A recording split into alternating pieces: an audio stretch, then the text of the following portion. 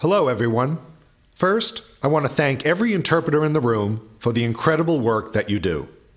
Your dedication improves the lives of patients, empowers healthcare professionals, and inspires understanding between speakers of different languages and cultures.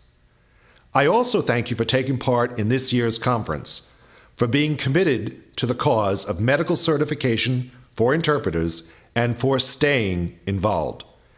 It is because of you, each one of you, that we are changing the way professional medical interpretation is understood, valued, and ultimately relied upon as a fundamental part of our healthcare system. In the past year, the National Board of Certification for Medical Interpreters not only developed, piloted, and validated the certification testing process, it awarded the very first CMI designations. Quite an achievement. We should all take a moment to ponder the significance of this important milestone for the future of medical interpretation.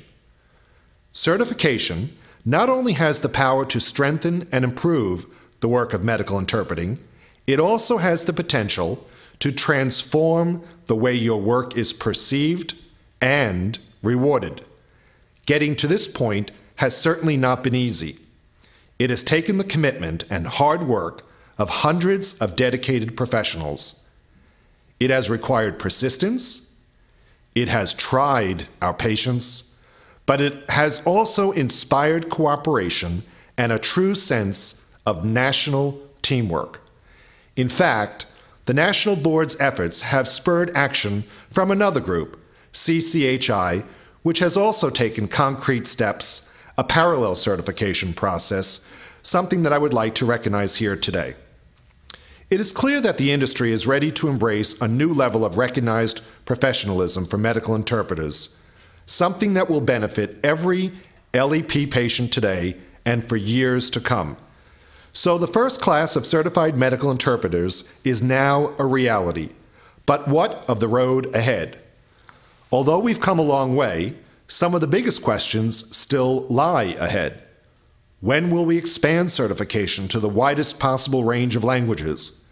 How will we make the CMI designation not just an admired accomplishment among interpreters, but a true standard in responsible patient care? How will certification become not only an option, but a requirement or even part of national legislation? And when will reimbursement for the services of certified medical interpreters become both a federal and state reality? To answer some of these questions, let's pretend we have a global positioning system, a GPS, to help us plan the future of certified medical interpretation. Permit me to start programming the GPS as you consider what you would add. Okay, here we go.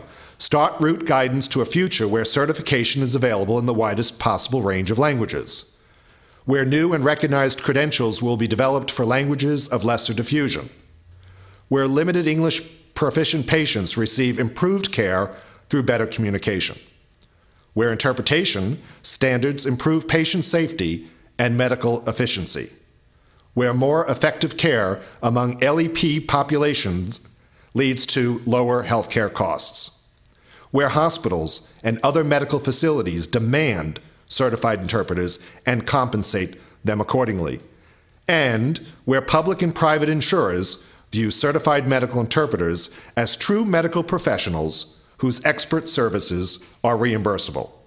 I believe you would agree that is a future we can all set a course for. You have reached your destination. And while we don't have a special GPS to reach our goals for certification, we do have something else, something very special. We have the dedication, drive, and persistence to reach our desired destination. Events in just the past year have proven that. The theme of this year's conference, Ensuring Patient Safety for Language Minority Patients, is particularly relevant to our certification mission. Certification will ultimately help achieve the goal of patient safety in two important ways. First, it will help ensure a higher standard of skill and knowledge among medical interpreters. And second, as more interpreters meet the CMI standard, certification will itself create a greater demand for its own expansion. As more hospitals and facilities hire certified interpreters, others will feel pressure to do the same in order to offer the same high-quality service. Those medical facilities that currently rely on untrained interpreters or on a patient's family members will feel pressure to demonstrate their own commitment to the certification standard. And with more certified interpreters, patient safety will improve. So what are we to do now? May I suggest that every person here can play a role by volunteering his or her time to assist the National Board. By pursuing certification yourself, the very moment it becomes available in your language. And for those of you who work for an organization or a company that relies on interpreters, by talking with your employers about certification and what it means to their reputation, their bottom line, and their very future. We must have as many certified interpreters working across the country as possible. This will influence those who are not certified and those who do not hire trained interpreters. And it will also clearly demonstrate to public officials that certification is something that we, as a group, demand of ourselves and of our industry.